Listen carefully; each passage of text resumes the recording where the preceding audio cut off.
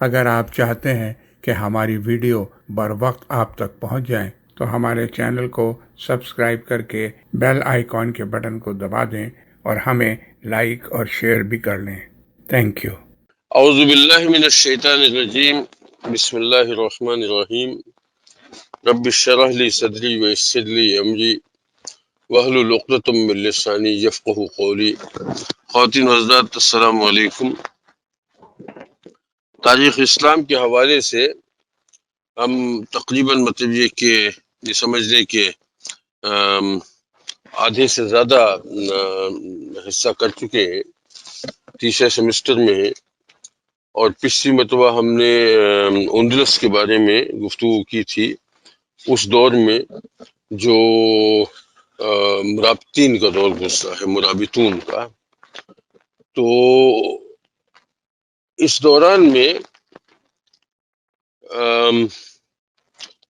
ایک چیز جو خاص طور سے نوٹ کرنے کی ہے وہ یہ کہ بنو امیہ کے دور کے بعد جب ایک طائفہ پیریڈ آیا ہے جس میں مطلب مختلف علاقوں میں مختلف لوگوں کی حکومتیں قائم ہو گئی تھیں مسلمانوں کی ہی زیادہ تر، لیکن یہ کہ کوئی مرکزی حکومت نہیں تھی، اور چھوٹے چھوٹے علاقے تھے جن پر انہوں نے اپنی اپنی بادشاہت کا اعلان کر دیا تھا یا امارت کا اعلان کر دیا تھا۔ اور اس میں جو بہت زیادہ جو تکلیف دہ بات ہوئی یہ ہوئی کہ آپس میں جو جنگیں ہوئیں، اس میں آپس کی جنگوں میں انہوں نے کوشش یہ کی کہ فتح حاصل کرنے کے لیے اپنے مخالف پہ جو عیسائی ریاستیں تھیں ان سے مدد لینا شروع کر دی۔ اچھا، اس کا نتیجہ یہ ہوا کہ وہ عیسائی ریاستیں جنہوں نے ان کی مدد کی، کچھ علاقوں پہ انہوں نے خود بھی قبضہ کر لیا۔ اچھا، یہ تو خیر ہونا ہی تھا ظاہر ہے ایسی صورتحال میں، لیکن ایک چیز کی توجہ میں آپ لوگوں کو دلانا چاہتا ہوں، خاص طور سے ہم نے تاریخ کا اتنا حصہ کور کیا ہے، خلفائے راشدین کا بھی اور بنو امیہ کا بھی اور بنو عباس کا بھی، اور اسپین کا بھی جو حصہ ہم پڑھ چکے ہیں اب تک، اس میں یہ صورت تو نظر آئی ہے کہ مسلمانوں نے فتوحات بہت کی ہیں، اور یہ صورت بھی نظر آئی ہے کہ جو جنگیں ہوئی ہیں ان جنگوں میں جن لوگوں سے جنگ ہوئی ہے ان کی بڑی تعداد جو ہے اس میں لشکروں میں ظاہر ہے مطلب یہ کہ شہادتیں بھی ہوئی ہیں، اور مقابل فورسز ہیں اس میں ہلاکتیں بھی بہت ہوئی ہیں۔ لیکن پوری اسلامی تاریخ میں جہاں تک جو ہم نے اب تک دیکھی ہے، آپ نے بات خاص طور سے نوٹ کی ہوگی کہ کہیں کسی اسلامی فوج کے بارے میں یہ کہیں پڑھنے کو نہیں ملا ہمیں کہ انہوں نے کمبیٹنٹ فورسز کے علاوہ شہروں میں کوئی تباہی مچائی ہو، ان دا سینس کہ بچوں کو یا بوڑھوں کو یا ان لوگوں کو جو جنگ میں براہ راست ملوث نہیں تھے ان کا قتل عام کر دیا ہو، یا یہ کہ شہروں کو جلا دیا ہو، راکھ کر دیا ہو۔ ایسی کوئی صورت کہیں نظر نہیں آتی۔ یہ اگر کہیں صورت تھوڑی بہت مسلمانوں کے یہاں نظر بھی آئی ہے تو وہ آپس کی جنگوں میں تو ایک آدھ دفعہ ایسا ہوا ہے ضرور، جو ظاہر پسندیدہ تو وہ بھی نہیں تھا، لیکن وہ جنگیں جو غیر مسلموں سے ہوئی ہیں اس میں ایسی کوئی ایک مثال بھی کہیں نظر نہیں آتی۔ لیکن اور یہ بات مطلب ہم نے جب جس زمانے میں صلاح الدین ایوبی کا تذکرہ پڑھ رہے تھے تو خاص طور سے اس کا ذکر ہوا تھا کہ جس وقت کیا کہتے ہیں 1099 میں جب صلیبی جنگ لڑی گئی اور عیسائیوں کو فتح حاصل ہوئی اور انہوں نے کیا کہتے ہیں بیت المقدس پہ قبضہ کر لیا، اس وقت انتہائی خونریزی ہوئی، قتل عام ہوا، اور یہ جملہ خاص طور سے کہا جاتا ہے کہ اتنا خون بہا کہ ان کے گھوڑے جو ہیں ان کے ٹخنے تک خون میں تر ہوتے تھے۔ لیکن جب صلاح الدین نے اس کے 70 سال بعد تقریباً اپروکسیمیٹلی 70-80 سال بعد جب صلاح الدین نے بیت المقدس پہ قبضہ کیا، ان کو شکست دی، تو کوئی خون نہیں بہا سوائے ان فوجیوں کو جو براہ راست جنگ میں شریک تھے۔ اسپین میں بھی صورتحال یہی نظر آتی ہے کہ مسلمانوں نے جب اسپین کو فتح کیا، طارق بن زیاد کا حملہ ہوا، موسیٰ بن نصیر کا حملہ ہوا، اس کے بعد بنو امیہ رہا، بنو امیہ کا دور اتنے عرصے تک رہا، ایون اس کے بعد مرابطیون رہے، اور اس کے بعد بھی ہم دیکھیں گے تو صورت یہی رہے گی کہ اس میں آپس میں جتنی جنگیں ہوئی ہیں، یعنی جو جنگیں ہوئی ہیں، تو جنگوں میں تو جتنی مطلب ہلاکتیں ہوئی ہیں وہ اپنی جگہ ہوئی ہیں، لیکن شہری آبادی جو ہے اس کو بالکل ٹچ نہیں کیا گیا۔ لیکن اس کے برعکس یہ ضرور دیکھا گیا کہ خاص طور سے طائفہ پیریڈ میں بھی اور اس کے آگے پیچھے بھی، کہ جہاں موقع ملا ہے عیسائیوں کو، مسلمانوں کو شکست دینے کا یا ان کے علاقوں پہ قبضہ کرنے کا، وہ صرف فوجوں تک محدود نہیں رہا، بلکہ انہوں نے جو علاقوں پہ قبضہ کیا وہاں قتل عام بھی کیا، وہاں املاک بھی لوٹی، وہاں مطلب بچوں اور بوڑھوں اور عورتوں کو قتل بھی کیا گیا۔ یہ ایک بڑا کنٹراسٹ نظر آتا ہے، بہت صاف، اور یہ مطلب یہ کسی تعصب کو بنیاد میں نہیں کر رہا، تاریخ پہ رقم ہے یہ کہ یہ صورتحال جو ہے یہ مطلب مسلمانوں کی کسی جنگ میں نظر نہیں آئی۔ تو میں اس کہہ رہا تھا کہ جو طائفہ پیریڈ تھا اس کا بنو امیہ کے بعد، اس پیریڈ میں آپس میں جو مسلمانوں کے درمیان جو جنگیں ہوئیں، جس میں انہوں نے عیسائیوں سے مدد لی، کچھ نے عیسائی ریاستوں سے مدد لے کے اپنے مخالف مسلمان حکمران سے یا مقابل جو بھی تھا اس سے، مطلب یہ کہ انہوں نے جو جنگ لڑی اسے مدد لی عیسائیوں سے۔ اچھا، اس کا فائدہ عیسائیوں نے یہ اٹھایا کہ عیسائی جیسے ریاستیں جو چھوٹی چھوٹی ریاستیں آس پاس تھیں، وہ مطلب جمع ہو کے انہوں نے مسلمانوں کے خلاف مدد بھی کی، اور جن کی مدد کی ان سے رعایتیں بھی تھیں، کچھ علاقوں پہ قبضہ بھی کر لیا، کچھ علاقے جو ہیں وہ معاوضے کے طور پہ لے لیے، اور جو علاقے انہوں نے جن علاقوں پہ قبضہ کیا اس میں باقاعدہ قتل عام کی کیفیت ہوئی۔ اچھا، پھر جب یہ طائفہ پہ جب ختم ہوا اور یوسف بن تاشفین نے آ کے پورے اسپین پہ دوبارہ قبضہ کیا، تو اس وقت دو چیزیں نوٹ کرنے والی خاص رہیں۔ ایک تو یہ کہ یہ تو ضرور ہوا کہ ایک مرکزی حکومت قائم ہو گئی، اور اسپین جو ہے وہ نئے سرے سے مسلمانوں کے قبضے میں آ گیا۔ لیکن جو عیسائی ریاستیں قائم ہو چکی تھیں ان میں سے اکثر جو ہے ویسی قائم رہی، ان کو ختم نہیں کیا جا سکا۔ یعنی جو مسلمان بکھرے ہوئے تھے، آپس میں لڑ رہے تھے، ان کو تو متحد کر لیا گیا، اور کچھ چھوٹی موٹی آس پاس کی ریاستیں اور بھی مطلب یہ کہ جو جہاں عیسائی تھے ان میں سے بھی کچھ قابو میں آئی، لیکن جو بڑی بڑی ریاستیں ان کے عیسائیوں قائم ہو گئی تھیں وہ ویسی کی ویسی رہیں۔ اتنا نہیں ہو سکا کہ بنو امیہ کے دور میں جتنا ایریا اسپین کا، اندلس کا مسلمانوں کے پاس رہا، وہ سارا کا سارا واپس آ جائے۔ تو یہ خاص طور سے نوٹ کرنے والی چیز ہے کہ یہ مطلب یہ مسلمانوں کو بھگتنا پڑا۔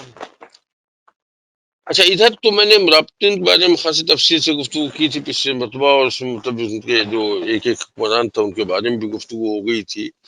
آپ کو یاد ہوگا کہ میں نے عرض کیا تھا کہ یوسف بن تاشفین جو تھا اس کی تو حکومت رہی تقریباً 15 سال تک، اور پھر اس کے بعد اس کے بیٹے علی بن یوسف کی حکومت رہی، پھر اس کے بعد اس کے بیٹے تاشفین کی رہی، اور پھر ابراہیم بن تاشفین کی رہی۔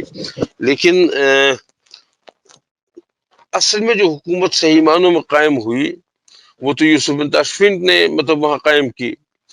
علی بن یوسف کا دور جو ہے وہ بڑا اچھا دور تو رہا، لیکن وہ بھی یہ ہوا کہ ایک سٹیج پہ اسے مطلب یہ کہ مراکش واپس جانا پڑا، اور پھر مراکش میں جا کے وہ اتنا الجھا وہاں کی انٹرنل جنگوں میں کہ وہ پھر اسپین واپس نہیں آ سکا۔ لیکن یہ کہ یہاں جو اس کے گورنرز وغیرہ تھے انہوں نے حکومت کو قائم رکھا، اور بہرحال مطلب یہ کہ نظام ٹھیک ٹھاک یہاں اسپین کی حد تک تو چلتا رہا۔ وہاں مراکش میں جو صورتحال پیدا ہوئی پورے شمالی افریقہ میں، وہاں ایک شخص تھا جس کا نام عبداللہ کیا کہتے ہیں، تومرت نام تھا اس کا، ابو عبداللہ محمد نام تھا، لیکن وہ معروف ہوا تومرت کے نام سے۔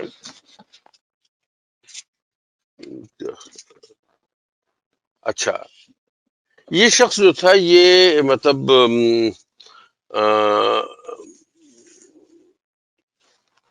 بظاہر ہی میں کہوں گا، حالانکہ بظاہر پتہ نہیں شاید وہ لفظ صحیح ہے، تھوڑی دیر میں اس بات کی تھوڑی سی وضاحت ہو جائے گی کہ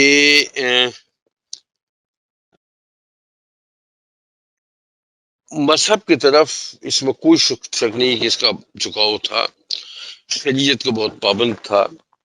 یہ اس نے عرب کا سفر کیا، مکہ بھی گیا، حج بھی کیا۔ امام مالک جو ہے ان کی فقہ پہ عمل کرنے والا، حدیث کا بہت بڑا عالم۔ پھر خاص بات یہ ہوئی کہ امام غزالی سے بھی ملاقات ہوئی، اور امام غزالی سے یہ بہت متاثر بھی ہوا، اور اس کے بعد اس نے مطلب افریقہ میں واپس آنے کے بعد وہاں پہ باقاعدہ تبلیغ شروع کی، اپنا ایک گروہ بنایا۔ لیکن اس کو اگر دیکھیں تو اس کے مطلب عقائد میں بڑا مطلب ایک طرح سے تنوع تھا۔ تنوع اس اعتبار سے تھا کہ اس میں کوئی شک نہیں کہ وہ شریعت کو تو پابند تھا۔ عقائد اس کے وہی تھے جو اشعری تھے۔ اشعری عقائد جو ہیں وہ مطلب جو مطلب ایک طرح سے معتزلہ کے مقابلے میں جو صحیح العقائد محدثین کے عقائد تھے، وہی عقائد بھی تھے بنیادی طور پہ اس کے۔ لیکن اس کے عقائد میں امام معصوم کا عقیدہ بھی شامل تھا، یعنی جو ائمہ تھے جن کو شیعہ حضرات اپنے امام مانتے ہیں، 12 اماموں کی بات جو ہے، ان کے بارے میں اس کا رویہ یہ تھا کہ یہ جو ہے یہ معصوم ہے، بالکل وہی جس کی کا عقیدہ ہوتا تھا۔ اور پھر یہ بات اس کے ساتھ ساتھ یہاں تک پہنچی کہ ایک سٹیج پہ اس شخص نے اپنے مہدی ہونے کا بھی دعویٰ کیا۔ تو یہ تو اس کے عقائد کا معاملہ تھا، لیکن اس کے ساتھ سیاسی معاملات میں اس نے اپنے ایک شاگرد کو، عبد المومن کو، جو بڑا نیک آدمی تھا وہ بھی اس اعتبار سے، تو اس کو اس نے مطلب سیاسی معاملات میں اپنا نائب بنایا، اور اس کو عرض کیا کہ وہ کچھ علاقوں کو اپنے قبضے میں لے تاکہ وہاں پہ تبلیغ جو ہے اس کے انداز کی بہتر طریقے سے اور بغیر کسی رکاوٹ کے ہو سکے۔ عبد المومن نے جب مطلب ایک طرح سے سپاہیانہ زندگی اختیار کی تو فتوحات حاصل کی، اور ہوتے رفتہ رفتہ تھوڑا کر کے آہستہ آہستہ اس کی حکومت جو ہے پوری مطلب شمالی افریقہ پہ قائم ہوگی۔ اور یہی وہ پیریڈ تھا جب مرابطون جو تھا ان کے، میں نے عرض کیا تھا کہ علی بن یوسف پہ جا کے انٹرنل معاملات میں الجھ گیا، تو اصل معاملہ یہ تھا کہ یہ چونکہ یہ فرقہ جو تھا اس کی سیاسی طاقت بڑھ رہی تھی، اور علی بن یوسف جو وہ ظاہر انہیں اس کو کچلنا چاہتا تھا، تو یہاں آپس میں جنگیں ہوتی رہیں، اور بہرحال اس حد تک ہوا کہ اسی دوران میں علی کا انتقال ہو گیا۔ اس کے بعد پھر اس کا بیٹا اور پھر اس کا پوتا آئے، لیکن یہ کہ وہ اس قوت کو مقابلہ نہیں کر سکے، اور نتیجہ اس کا یہ ہوا کہ مرابطون کی حکومت شمالی افریقہ میں بھی ختم ہو گئی۔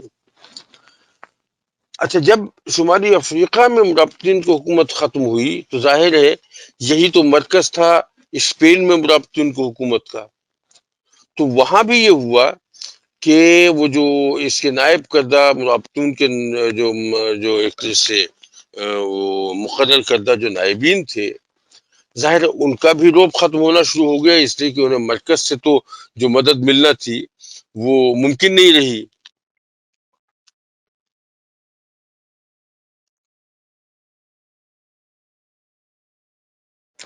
یہ میرے پاس ایک سوال ہے ہمایوں اختر صاحب کو، میرے خیال سے اس کو تھوڑا سا اس پر بھی چونکہ ہم بات کر چکے ہیں تھوڑی سی، تو اس کو دیکھ لینا چاہیے. سوال ان کا ہے کہ ایک تو جاوید زبیری صاحب نے لکھا کہ after victory Muslims used to convert churches to mosques and when Christians won they used to convert mosque to churches. اور دوسری بات یہ ہے کہ ہمایوں صاحب نے لکھا کہ how come we always heard that Muslims let their religion same and did not ask to change it. اچھا یہ بڑی انٹرسٹنگ بات ہے. اس میں ابرار صفی صاحب کو بھی کمنٹ موجود ہے. اس میں دو تین باتیں خاص طور سے غور کریں. پہلی بات تو یہ ہے کہ اس بات کو چاہے پروپیگنڈے کے طور پہ جتنا بھی کہا جائے، ظاہر میں تو مسلمان اس کو اس پوزیشن میں نہیں ہے کہ اسے ڈیفینڈ کر سکیں. مسلمانوں نے کسی جگہ یہ بات اچھی طرح سے مسلمانوں نے کسی جگہ چرچ پہ یا کسی اور مذہب کی عبادت گاہ پہ قبضہ کر کے اسے مسجد میں تبدیل نہیں کیا.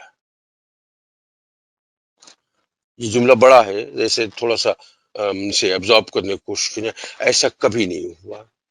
اچھا، لیکن اس کے باوجود یہ بھی ہوا کہ چرچز مسجد بن گئی. تو اب اس میں یہ ہوا کیا ہے؟ ایکچولی ہوا یہ ہے کہ غیر مسلموں کو اور ان کی عبادت گاہوں کو ٹچ نہیں کیا گیا، لیکن اگر کسی جگہ کی ساری آبادی جو ہے وہ مسلمان ہو گئی اور جس علاقے میں چرچ بھی موجود تھا یا مندر بھی موجود تھا، تو وہ بالکل یعنی اس اعتبار سے بالکل بیکار ہو گیا کہ اس کی آبادی کو اس کی ضرورت ہی نہیں رہی. صاحب وہ ساری کی ساری آبادی تو مسلمان ہو چکی ہے. تو ایسی صورت میں اس عمارت کو جو عبادت گاہ تھی اس کا عبادت گاہ کا سٹیٹس رہنے دیا گیا اور وہ ظاہر وہ مسجد ہو گئی.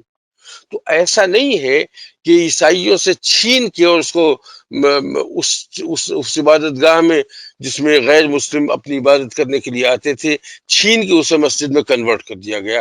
ایسی کوئی مثال نہیں ہے، کوئی ایک مثال بھی ایسی نہیں ہے.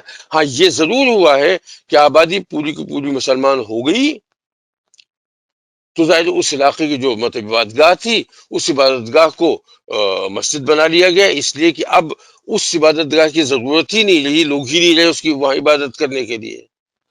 تو اس اعتبار سے یہ دونوں باتیں صحیح ہو جاتی ہیں کہ عبادت گاہیں غیر مسلموں کی عبادت گاہیں جو ہیں وہ مسجد میں کنورٹ ہوئی، اور یہ بھی بات صحیح ہوئی کہ غیر مسلموں کو کی عبادت گاہوں کو ان سے چھینا نہیں گیا.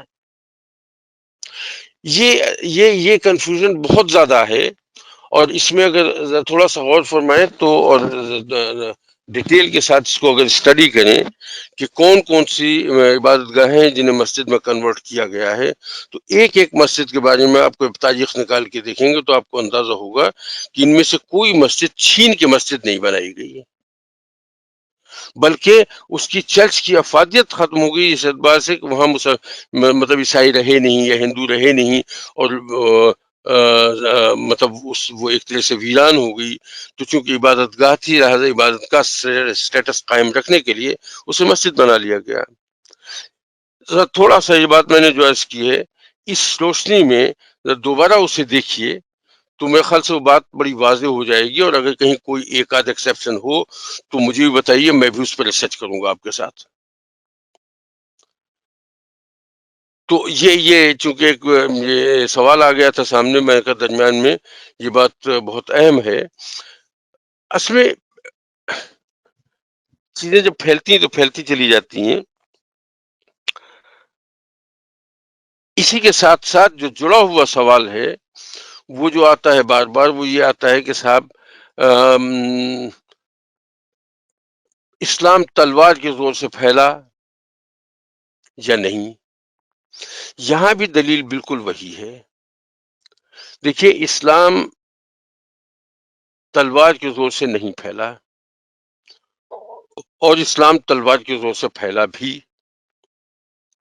ابھی دونوں جملے کانٹراڈکٹری ہو گئے، اور دونوں باتیں اپنی طرح بالکل صحیح ہیں. پوری تاریخ اسلام میں کوئی ایک مثال بھی ایسی نکال کے دکھا دیجئے مجھے جس میں کسی شخص کی گردن پہ تلوار رکھ دی گئی ہو کہ یا تو اسلام قبول کر لو ورنہ ہم تمہارا گلا کاٹ دیں گے. ایسی ایک بھی مثال نہیں ملی، ایک بھی مثال ایسی نہیں ہے. اچھا، تو اس اعتبار سے تو یہ وقت بھی ایسا ہے کہ تلوار کے ذریعے اسلام نہیں پھیلایا گیا. اچھا، لیکن ہوا یہ ہے کہ جنگ ہوئی، جنگیں ہوئیں، اور جنگوں کے نتیجے میں جو فائدہ ہوا اس کا، یعنی قطع نظر جنگ کی جو ہولناکیاں ہوتی ہیں اس کی بات میں نہیں کر رہا ہوں، اس کا فائدہ یہ ہوا. دیکھیے، جب جس وقت ایران کے علاقے میں جنگ چل رہی تھی حضرت عمر کے زمانے میں، ایکسپینشن کیوں ہوا، یہ ایک اس پر بھی ہم بات کر تو چکے ہیں، لیکن پھر کبھی بات کر لیں گے. لیکن یہ کہ جب اسلام کی روشنی ایک علاقے میں پہنچی اور بادشاہت کے جبر کے تحت دبے ہوئے لوگوں نے اس اوپن سسٹم کو دیکھا تو لوگوں نے اسلام قبول کرنا چاہا، ان علاقوں میں بھی جہاں بادشاہت ابھی تک قائم تھی اور لینڈ تسلط بھی موجود تھا یا دوسرے دفعوں میں تسلط بھی موجود تھا. اچھا، لیکن چونکہ حکومت بادشاہ کی تھی لہذا ان کو اس بات کی جرات نہیں ہوتی تھی کہ وہ اسلام کا اعلان کر سکیں اور اسلام قبول کر سکیں. اس علاقے کو جب فتح کر لیا گیا تو وہ جبر جو ہے وہ ختم ہو گیا،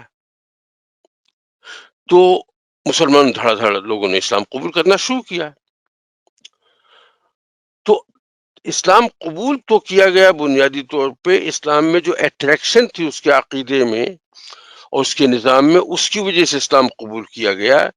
لیکن تلوار نے ان کی مدد یوں پہنچائی کہ ان کے اوپر جو جبر تھا اس کو قبول نہ کرنے کے سلسلے میں اس جبر کو ختم کر دیا گیا. اس اعتبار سے اسلام کے فروغ میں تلوار کا استعمال بھی ہوا، لیکن تلوار کا استعمال اس طرح سے نہیں ہوا کہ تلوار گردن پہ رکھ کے یہ کہہ دیا جائے کہ ایسا ہے کہ آپ مطلب دیکھیے، اب اس وقت گفتگو پھیل جائے گی، اگر بحث شروع ہوگی تو گفتگو پھیل جائے گی. میں بہت زیادہ مطلب اس تفصیل میں جائے بغیر یہ ایک بات تو سب کے علم میں ہے کہ اگر مسلمان کسی علاقے پہ قبضہ کرتے تھے یا حملہ کرنے کا ارادہ رکھتے تھے تو ان کے سامنے 3 شرطیں پیش کی جاتی تھیں.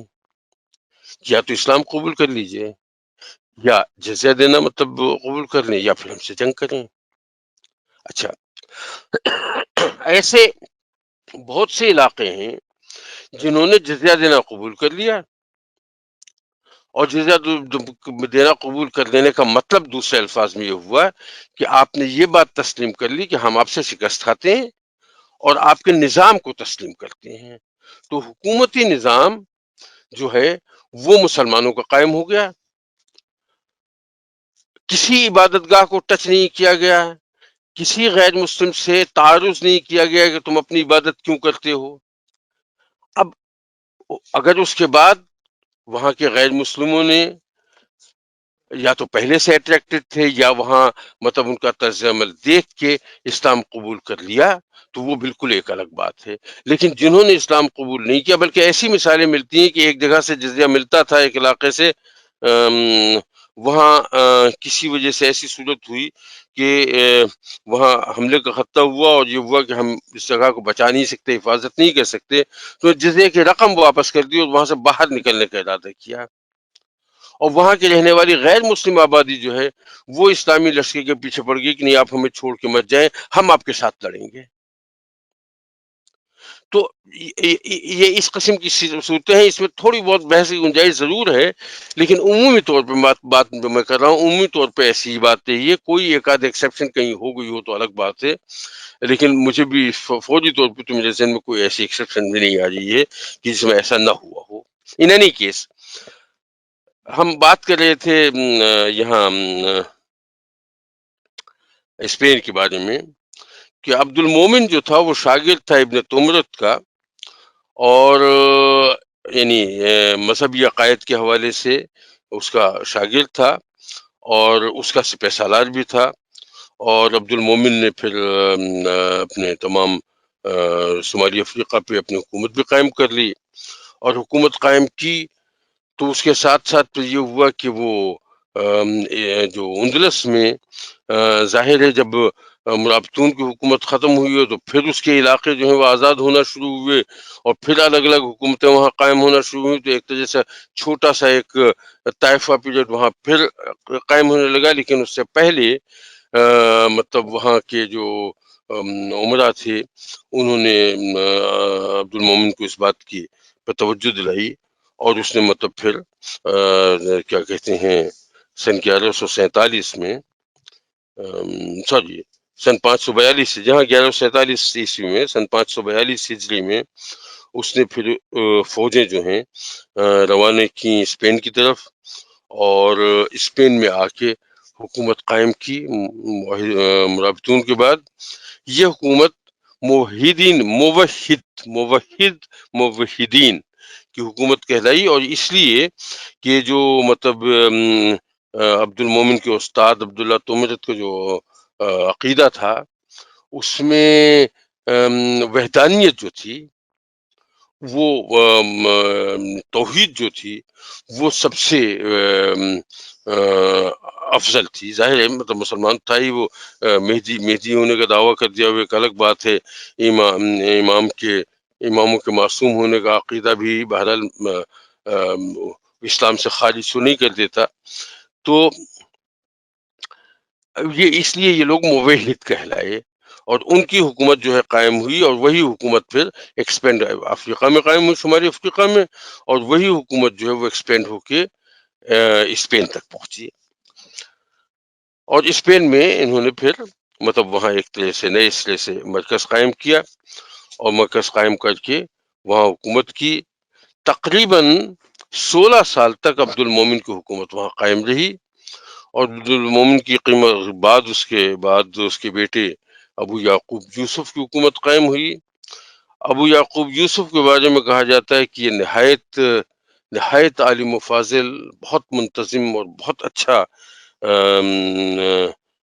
صاحب علم حکمران تھا۔ ایک چیز اور درمیان میں آ جاتی ہے تو میں اس کا تذکرہ کرتا چلوں کہ یہ اسپین میں آپ کو مطلب یہ ساری چیزیں تو نظر آ رہی ہیں، انتشار بھی نظر آ رہا ہے، طوائف الملوک کی بھی نظر آ رہی ہے، لیکن جو خاص بات تھی، جو ایک لہر چل رہی تھی، وہ یہ کہ وہ اس وقت سے جب اسپین میں پہلی حکومت قائم ہوئی باقاعدہ عبد الرحمن الداخل نے، اس وقت سے جو حکمران تھے وہ چونکہ بڑے صاحبان علم تھے، اور خود بھی صاحبان علم تھے، اور بڑی علم کی سرپرستی کرنے والے تھے، تو اس وقت سے ٹرینڈ کچھ ایسا بنا کہ یہ عزت کی بات ہوگی کہ آپ خود بھی پڑھے لکھے ہوں اور پڑھے لکھوں کی عزت کریں۔ تو اس دوران میں بھی جب طائفہ پیریڈ تھا، مختلف علاقوں نے اپنے اپنے حکومتیں قائم کر دی تھی، اس وقت بھی اور اس کے بعد بھی صاحبان علم جو تھے ان کی بڑی قدر و منزلت ہوتی رہی، چھوٹے چھوٹے درباروں میں بھی، اور جب مجتمع ہو گئے تو بڑے درباروں میں بھی، اور ان کو بڑا بہت ہی اعزاز ملا ہے۔ میں بات کر رہا تھا عبد المومن کے بیٹے ابو یعقوب یوسف کی، یہ خاص طور سے بات اس لیے آ گئی کہ اس کا بھی حال یہی تھا۔ عزت جو تھی وہ تعلیم سے تھی، عزت مال سے نہیں تھی، پیسے سے نہیں تھی، جو آج ہمارے زمانے میں نظر آتا ہے کہ جس کے پاس پیسہ ہے، جائز ہے یا ناجائز ہے، جیسے بھی ہے، اگر پیسہ ہے، دولت ہے، گھر اچھا ہے، گاڑی اچھی ہے، تو وہ عزت والا بھی ہے، اور اسی حوالے سے اس کی عزت بڑھ جاتی ہے، خاص طور سے ہمارے معاشروں میں۔ یہاں شاید صورتحال یہ نہ ہو، لیکن پاکستان میں چلے جائیں یا ہندوستان میں چلے جائیں، یا مطلب اس علاقے میں، تو جس کے پاس جتنے زیادہ پیسے ہوں، اس سے قطع نظر کو پیسے کہاں سے آئے ہیں، وہ زیادہ صاحب عزت آدمی سمجھا جاتا ہے۔ ظاہر ہے یہ بات بھی ہمارے علاقوں میں ہمیشہ نہیں رہی، لیکن اس وقت تو کم سے کم یہی صورتحال ہے۔ میں اس کہتا تھا کہ اسپین کا جو زمانہ گزرا ہے اندلس میں، وہاں عزت صحیح معنوں میں صاحبان علم کی ہوتی تھی، اور یہ چین پوری چلتی رہی۔ اس کا پورا علاقہ اگر آپ پورا پیریڈ دیکھ لیجئے تو اس میں باقی ساری چیزوں پہ گفتگو ہو سکتی ہے، لیکن علم کی سربلندی پہ کوئی گفتگو نہیں ہو سکتی۔ علم کی سربلندی ہمیشہ قائم رہی ہے۔ ابو یعقوب یوسف کا سلسلے میں اس بات کا ذکر اس لیے آیا کہ اس کے پاس 3 خاص طور سے نام آتے ہیں اس کے زمانے میں جو بہت بڑے نام ہیں علم و فضل کے حوالے سے. فلاسفرز میں خاص طور سے فلاسفرز میں کہنا چاہیے، حالانکہ اس وقت کچھ ایسا نہیں تھا کہ فلاسفر صرف فلاسفر ہوتا تھا، وہ اتنی تخصیص کی بات تو نہیں ہوئی تھی. تو جو صاحبان علم تھے وہ ہر نوعیت کے علم رکھتے تھے، طبیب بھی ہوتے تھے، فلاسفر بھی ہوتے تھے، حیدان بھی ہوتے تھے، اور کیا کہتے ہیں آپ کے اجسام فلکی کے ماہرین بھی ہوتے تھے. تو ان میں لیکن ظاہر ہے کبھی کبھی کوئی ایک چیز شعبہ جو ہے وہ ان کی پہچان بن جاتا ہے. تو ابن طفیل کا شمار بہت بڑے فلاسفرز میں ہوتا ہے، ابن باجہ کا شمار بہت بڑے فلاسفرز میں ہوتا ہے، اور ابن رشد کا نام تو ظاہر ہے پورے یورپ میں بہت مشہور ہے. یہ تینوں حضرات جو ہیں یہ ابو یعقوب یوسف کے زمانے کے تھے اور اس کے دربار میں بڑی قدر و منزلت انہیں ملی ہے. تو یہ خاص طور سے اس کا تذکرہ مجھے کرنا تھا ان کا کہ یہ یہ ہے.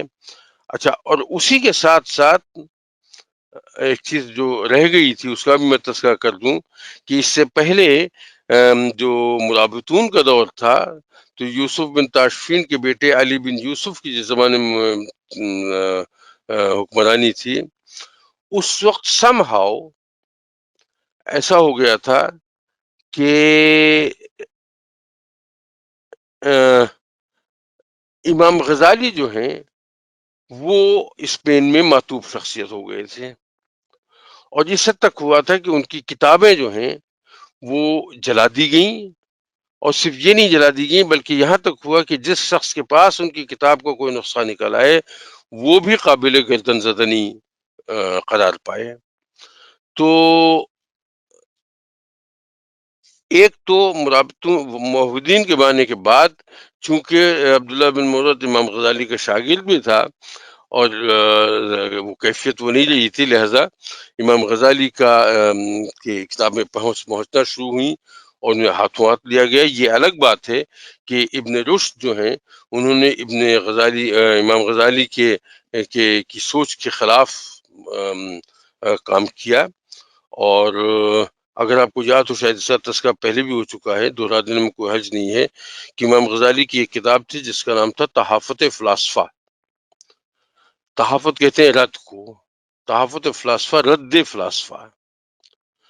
تو اس کتاب کے مطلب اس کتاب کو رد کرنے کے لیے ابن رشد نے جو کتاب لکھی اس کتاب کا نام ہی تھا تحافت التحافت.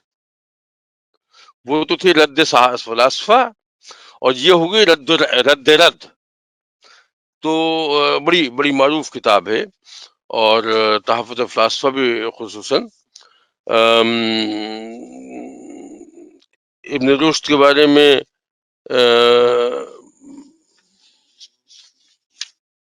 اس میں تو کوئی شبہ نہیں کہ وہ اتنا بڑا صاحب علم، اتنا بڑا فلاسفر تھا کہ اس کے بارے میں یہاں تک کہا جاتا ہے کہ ارسطو کو اس نے بہت پیچھے چھوڑ دیا تھا، اور اسی لیے آج کل بھی آج کے یورپ میں بھی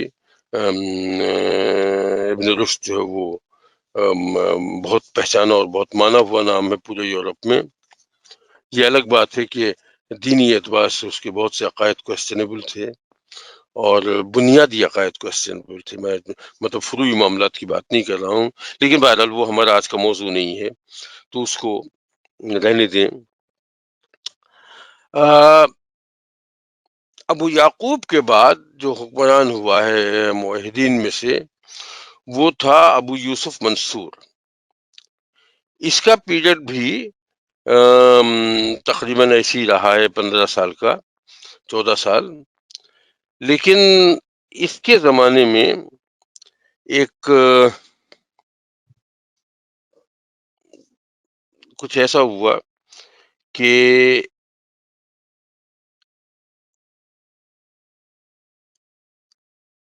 صلاح الدین ایوبی نے، یہ وہ زمانہ ہے جب پیریڈ ذرا دیکھ لیجئے، یہ ہے 1185 to 1199، اور اگر آپ کو یاد ہو، سن یاد ہو، تو 1187 تھا جب صلاح الدین ایوبی نے بیت المقدس کو فتح کیا ہے.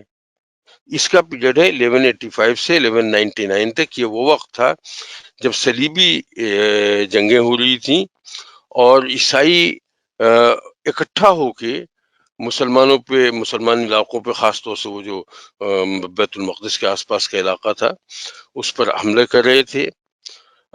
تو صلاح الدین ایوبی نے اس وقت ابو یوسف منصور سے یہ درخواست کی کہ سفیر بھیجا اپنا، اور یہ درخواست کی کہ ایسا ہے کہ اس وقت مسلمان خاصی مشکل میں ہیں، تو آپ اگر مطلب یہ کہ آپ کی بحری جو فوج ہے وہ بڑی طاقتور ہے، تو اگر آپ اتنی مدد ہمیں دے دیں کہ جو سمندر کا راستہ ہے اس کی طرف سے کچھ رکاوٹ ڈال دیں صلیبیوں کو آنے میں، تو ہمیں بڑی مدد مل جائے گی. ریکویسٹ بھی ٹھیک تھی. اپیرنٹلی ابو یوسف منصور کو شاید اس پہ کوئی بہت زیادہ اعتراض بھی نہ ہوتا، لیکن وہ جو ایک آنا والی بات آ جاتی ہے کہیں کہیں، وہ تکلیف پہنچاتی ہے. صلاح الدین ایوبی نے جو خط لکھا تھا اس کے نام، اس پر اس شخص کو امیر المومنین نہیں لکھا تھا. یہ خیال رہے کہ صلاح الدین ایوبی جو ہے وہ اس وقت تک بغداد میں خلافت قائم تھی، اور وہ بغداد کے خلیفہ کو امیر المومنین کہتا تھا اور سمجھتا، مطلب مانتا بھی تھا. تو ظاہر ہے وہ دو امراء المومنین کی بات تو نہیں کر سکتا تھا. اچھا، یہاں یہ ہوا تھا کہ چونکہ یہاں خلافت ڈکلیئر ہو چکی تھی اسپین کی الگ، لہذا ان کی رائے میں ان کو امیر المومنین کہا جانا چاہیے. تو یہ جو مطلب بات آئی، یہ بات ناگوار گزری، اور اس کا اظہار تو اس نے اور تو کچھ نہیں کیا، بلکہ اس کے سفیر کو خاصی مطلب مالی مدد دے کے واپس بھیجا. لیکن وہ جو ریکویسٹ تھی صحیح معنوں میں سمندر میں سمندری فوجوں کے ذریعے مدد کرنا، اس پر کوئی توجہ نہیں دی گئی. تو بہرحال صلاح الدین ایوبی تو وہاں فتح یاب ہوا الحمدللہ، لیکن یہ بہرحال اس نے گریز کیا اس بات سے کہ ان کو کوئی مدد دی جائے اس حوالے سے. اس کے بعد یوسف کے بعد، ابو یوسف منصور کے بعد، اس کا بیٹا جو ہے وہ ابو عبداللہ محمد جو ہے، اس کی حکومت قائم ہوئی، اور اس کی حکومت 15 سال تک قائم رہی ہے. یہ ہر اعتبار سے بہت اچھا آدمی تھا، دیندار آدمی تھا، بہت پڑھا لکھا آدمی تھا، بہت منتظم آدمی تھا، لوگوں کا بے انتہا خیال رکھنے والا آدمی تھا.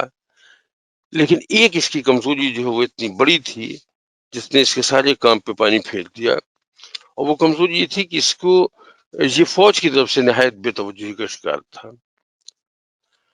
اس سے پہلے جو فوج اس کے باپ دادا نے قائم کی تھی،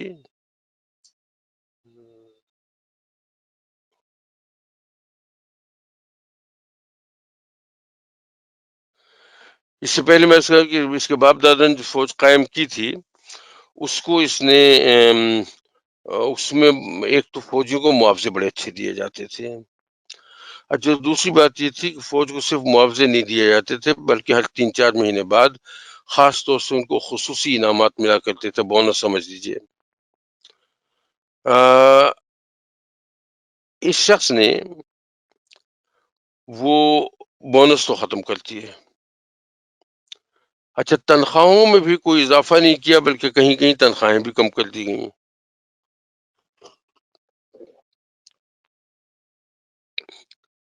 اور اوور آل جو عزت و مرتبت حاصل تھی فوجیوں کو، اس میں کافی کمی آ گئی. فوج کو یہ شخص اس اعتبار سے بہت فوج کے لیے ناپسندیدہ ہو گیا.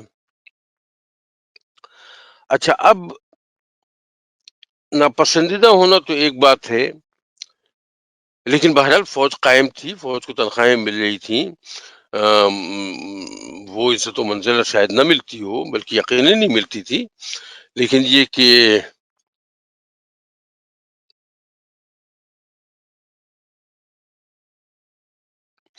تو کہا تھا میں، یہ کچھ تفصیلیں دیکھنے لگا تھا تو آپ لوگوں کو کمنٹس آئے ہیں، یہ توجہ ادھر ادھر ہو گئی. ہاں سوری، تو میں اس کہا تھا کہ یہ عبداللہ جو تھا، ابو عبداللہ محمد، اس کی فوج سے بے توجہی کی وجہ سے فوج بدل ہو گئی تھی. اچھا، اسی دوران میں عیسائیوں نے ایک بہت بڑی مہم اسپین پہ قبضہ کرنے کے لیے تیار کی. کئی لاکھ کی فوج تھی عیسائیوں کی.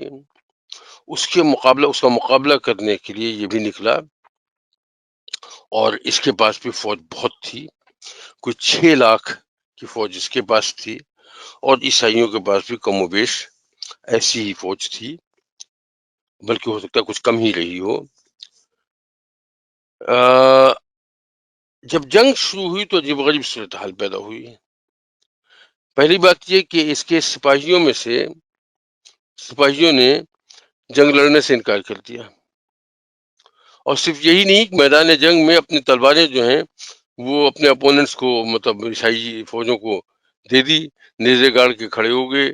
کچھ حصے وہاں سے واپس چلے گئے، کچھ وہاں رہے لیکن انہوں نے جنگ میں حصہ نہیں لیا. کچھ نے براہ راست سپہ سالار لشکر یعنی خلیفہ کا حکم ماننے سے انکار کر دیا. نتیجہ یہ ہوا کہ بہت تھوڑے سے لوگ ایسے رہ گئے جو اس کے رہے ساتھ امیر کے، اور انہوں نے جنگ کرنے کی کوشش کی، لیکن وہ ظاہر مقابلہ نہیں کر سکتے تھے، شکست کھائی. اور شکست بھی ایسی بری شکست کھائی کہ وہ لوگ بھی جو مقابلے میں تھے وہ تو خیر مقتول ہوئے ہی، شہید ہوئے بہرحال، اور وہ لوگ جنہوں نے غداری کی تھی اور جو ان کی طرف سے لڑ نہیں رہے تھے اور مذاق اڑا رہے تھے اور تمسخر کر رہے تھے، ان سب کو بھی قتل کر دیا گیا. یہ اندازہ لگائیے کہ اس 6 لاکھ کی فوج میں سے کل 1000 آدمی بچ کے واپس آئے تھے. یہ جنگ العقاب کہلاتی ہے، اسی کی جس جگہ جنگ ہوئی تو اس جگہ کا نام العقاب تھا. تو جنگ العقاب کہلاتی، یہاں پہ بہت ہی شدید شکست مسلمانوں کو ہوئی. یہ پہلی شکست تھی جو اتنی بڑی شکست ملی مسلمانوں کی، اور ظاہر عیسائی فوجوں کا حوصلہ بھی بڑھا اس سے بہت زیادہ، اور مسلمانوں کے حوصلے پست بھی ہو بہت زیادہ. اور یہ صرف امیر جو ہے وہ اپنے 1000 سپاہیوں کے ساتھ زندہ واپس آ سکا، باقی سب قتل کر دیے گئے. یہ بہت بڑا واقعہ ہوا ہے. اصل میں اسپین کا فال جو ہے وہ یہ جنگ ہی تھی. اور نتیجہ یہ ہوا کہ اس کے بعد پھر آپس میں پھر وہاں اسپین میں ظاہر یہ جو امیر تھا عبداللہ محمد، جس کا نام تھا ابو عبداللہ محمد، یہ بچ کے تو چلا گیا اپنے مرکز پہ، لیکن ظاہر ہے اس کی حیثیت وہ نہیں رہی، پھر اسے معزول کر دیا گیا. کسی اور نے 4 حکمران یکے بعد دیگرے آئے اور ان میں سے کوئی ٹک نہیں سکا.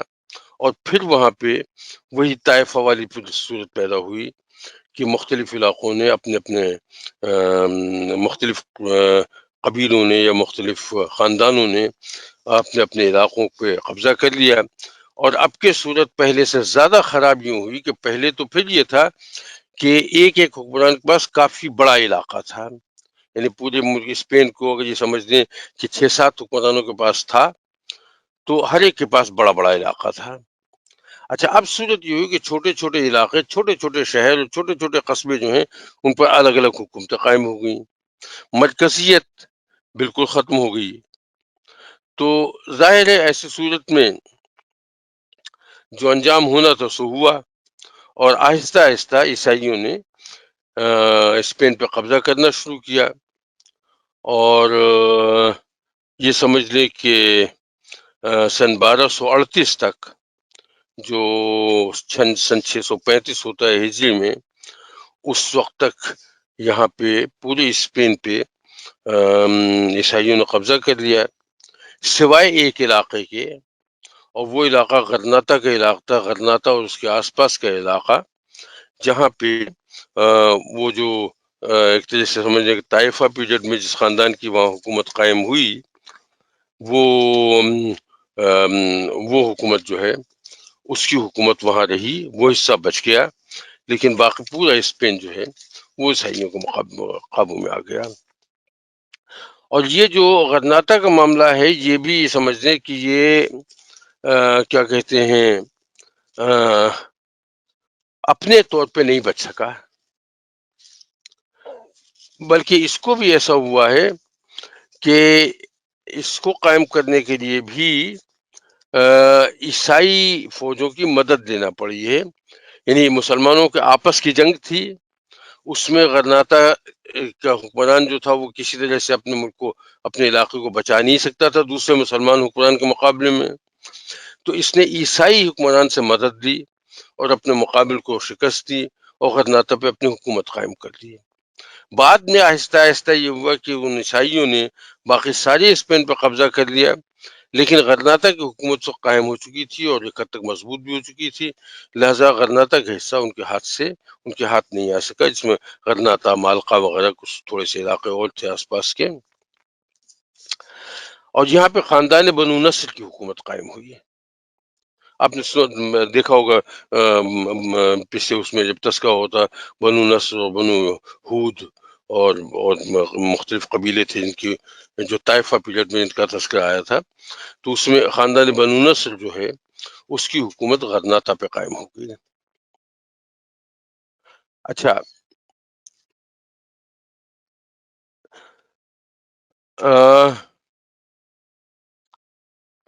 اسلامی تاریخ کی ابتدائی تاریخ میں نبی کریم صلی اللہ علیہ وسلم کے زمانے میں دو افراد جو ہیں انصاری بہت معروف ہوئے تھے اس حوالے سے کہ سعد بن معاذ جو ہیں وہ اوس قبیلے کے سربراہ تھے، اور سعد بن عبادہ جو ہیں وہ خزرج قبیلے کے سربراہ تھے۔ اچھا، حضرت سعد بن معاذ جو ہیں ان کا تو انتقال ہو گیا تھا جنگ خندق کے بعد، سکھواؤں نے ایسا کاری زخم لگا تھا کہ وہ پھر اس سے مطلب بچ نہیں پائے اور شہید ہو گئے۔ سعد بن عبادہ جو ہیں یہ مطلب حیات رہے، اور اگر آپ کو یاد ہو کہ جس وقت خلافت کا معاملہ ہوا تھا تو اس وقت حضرت ثقیفہ بنی ساعدہ میں جہاں حضرت ابوبکر صدیق رضی اللہ تعالیٰ عنہ کو خلیفہ منتخب کیا گیا ہے، تو اگر اس زمانے کی تاریخ آپ کے ذہن میں ہو تو وہاں پہ ان لوگوں کے حضرت عمر، حضرت ابوبکر، حضرت عبیدہ بن جراح کے پہنچنے سے پہلے یہ تقریباً فیصلہ ہو چکا تھا کہ سعد بن عبادہ کو خلیفہ بنا دیا جائے گا، جو بعد میں ظاہر تبدیل ہو گیا، اور اس کی وجہ سے ان کے آپس میں اختلافات بھی رہے، اس تفصیل میں جانے کی ضرورت نہیں ہے۔ یہاں ان کا تذکرہ صرف اس حوالے سے آیا کہ یہ جو خاندان بنو نصر جو ہے یہ سعد بن عبادہ کی نسل میں سے تھا۔ کہ پوری تفصیل میں وہاں مجھے جانا پڑا اس لیے کہ صرف اس کو تھوڑا سا میں یہاں سے کنیکٹ کر سکوں۔ اور اس کا جو اس سلطنت کا بانی بنا، سلطنت غرناطہ کا، اس شخص کا پورا نام تو تھا محمد یوسف بن احمد بن نصر، خاندان بنو نصر کا تذکرہ میں کر چکا ہوں، لیکن یہ مشہور ہوا ابن الاحمد کے نام سے۔ اور اس میں کوئی شبہ نہیں کہ یہ بہت ہی جفاکش سپاہی تھا، عیش و آرام سے نفرت کرنے والا، نہایت سادہ مزاج، سادہ طبیعت، نہایت جمہور پسند، اور جب اس کی حکومت وہاں قائم ہو گئی تو ایک طرف تو اس نے فوجی طاقت میں اضافہ کیا، دوسری طرف وہاں عوام سے رابطہ رکھا باقاعدہ، ہر ہفتے میں ایک دن جو ہے اس کا دربار عام ہوتا تھا، تسلسل کے ساتھ علماء، فقہاء، صلحاء سے ملاقاتیں ہوتی رہتی تھیں، روزانہ ایک محفل ہوتی تھی درس حدیث کی، اور ایک محفل ہوتی تھی مطالعہ قرآن کی. اور مطالعہ قرآن کے حوالے سے سمجھ لیجیے کہ 10 دن میں قرآن شریف جو ہے وہ ختم کیا جاتا تھا. اور ظاہر یہ سب نازلہ نہیں ہوتا تھا، بلکہ ایک طرح سے اسٹڈی سائیکل تھا، تفسیر اس کے ساتھ ہوتی تھی، گفتگو اس کے اوپر ہوتی تھی، تدبر ہوتا تھا. لیکن اتنا وقت دیا جاتا تھا کہ وہ ایک دن میں تقریباً 3 پارے پورے ہو جائیں اپروکسیمیٹلی. تو یعنی اس اعتبار سے مطلب یہ کہ اس کا رابطہ مستقل لوگوں سے بھی، عام لوگوں سے بھی دربار عام کے ذریعے ہفتے میں ایک مرتبہ، علماء اور فقہاء اور سے بھی ملاقاتیں ہوتی رہتی، تو ان سے بھی رابطہ رہتا تھا.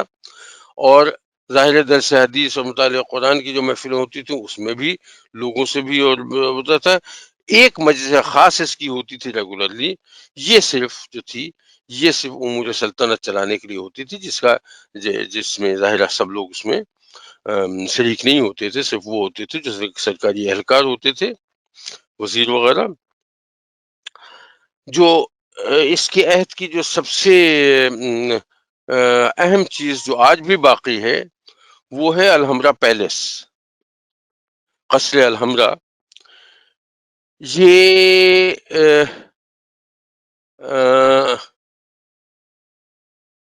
دنیا کے عجائب میں اس کا شمار کیا جاتا ہے. اور اس عمارت کی یہ عمارت کی تعمیر جو ہے وہ اس میں بہت بہت سی چیزیں ایسی ہیں جو آج بھی حیرت ہوتی کہ اس زمانے میں کیسے بنا دی گئی تھی. میں نے خود اس عمارت کو نہیں دیکھا، لیکن کم سے کم ایک آدمی ہماری محفل میں ضرور ہے، اور بھی لوگ ہوں گے یقیناً، لیکن وحید صاحب موجود ہیں. یہ وہاں مطلب یہ کہ ہو کے آئے ہیں، اور انہوں نے اس پہ باقاعدہ ایک پریزنٹیشن بھی دی تھی. وہاں سے آنے کے بعد ہم میں سے کافی لوگوں نے اس پریزنٹیشن میں شرکت کی تھی. اس پر اگر تھوڑا سا وقت ملا آج کے سیشن میں آخر تک، تو میں وحید بھائی سے کہوں گا تھوڑا سا ایک نظر پاس پیپر نکال لیجئے سامنے کہیں. میں چاہوں گا کچھ نہیں تو 5-10 منٹ کے لیے اس عمارت کے بارے میں گفتگو کر لیجئے. آپ زیادہ بہتر انداز سے گفتگو کر سکتے ہیں اس کے بارے میں. بہرحال ایسی عمارتوں میں سے ہے جو آج بھی عجائب میں شمار ہوتی ہیں. حالانکہ یہ بھی کہا جاتا ہے کہ قصر زہرہ جو تھا، زہرہ پیلیس، وہ اس کے مقابلے میں اس کی کوئی حیثیت نہیں. لیکن زہرہ پیلیس جو اسے تباہ کر دیا گیا تھا پہلے طائفہ پیریڈ میں، بلکہ اس سے پہلے ہی تو نہیں، پہلے طائفہ پیریڈ میں، اس سے پہلے تو کوئی اٹیچ نہیں کر سکتا تھا اسے.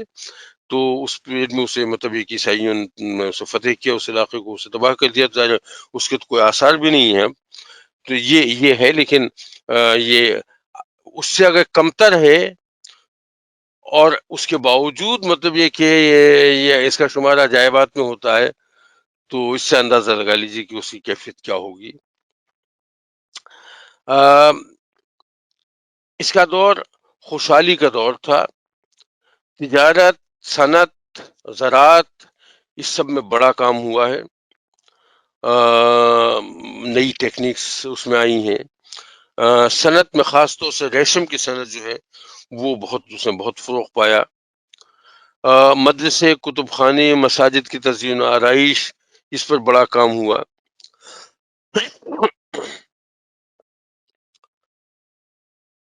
اور اس طرح سے مطلب یہ کہ یہاں غرناطہ کی حکومت قائم ہوئی. پھر اس کے بعد ظاہر وقت کے ساتھ ساتھ اس حکومت میں کمزوری آتی گئی، اتار چڑھاؤ بھی آئے، اور تقریباً کوئی 10-12 حکمران گزرے ہیں. یہ دیکھیے، یہ اندازہ لگائیے کہ پورا اسپین عیسائیوں کے قبضے میں جا چکا ہے. صرف غرناطہ اور اس کے آس پاس کا علاقہ چھوٹا سا ہے جہاں پہ مسلمانوں کی حکومت قائم ہے. اور اس پوری یلغار میں اس کا قائم رہنا ہی بڑا مشکل تھا. اور پھر 1-2 سال کی بات نہیں، تقریباً 250 سال تک یہ غرناطہ کی حکومت قائم رہی ہے. اور ظاہر مطلب اس خاندان کے مختلف لوگ وہاں حکومت کرتے رہے. اور الٹیمیٹلی ظاہر مطلب یہ کہ یہ بات تو طے ہے کہ یہ بات تو بالکل طے ہے کہ ظاہر ہے ایسی صورت میں مطلب یہ کہ کہاں تک بچت ہو سکتی تھی. اتنا عرصہ گزار لیا، یہی بہت غنیمت ہے. تو آخر میں بہرحال اسے عیسائیوں کے حوالے کر کے آنا پڑا اس کو، اور آخری بادشاہ جو تھا ان کا ابو عبداللہ محمد وہاں سے روتا ہوا نکلا ہے، اور اس طرح سے اسپین پہ مسلمانوں کا سلسلہ جو ہے وہ ختم ہوا۔ میں بہت تفصیل میں غرناطہ کے سلسلے میں بہت تفصیل میں نہیں گیا، اس لیے کہ کوئی نئی بات مجھے نظر نہیں آئی، سوائے کہ مختلف حکمران آتے رہے جاتے رہے وغیرہ وغیرہ، کوئی خاص بات نہیں۔ عمارت یعنی یہ سمجھیے کہ فن تعمیر کے حوالے سے وہاں بہت کام ہوا۔ مجھے اگر موقع ملا تو میں انشاءاللہ گفتگو کروں گا مجموعی طور پہ کہ اس کے یعنی اس کے ان کے دور میں اسپین میں مسلمانوں کے دور میں کن کن شعبوں میں کیا ترقی ہوئی۔ فی الوقت جو ہے وہ مطلب میں اسے یہاں روک رہا ہوں۔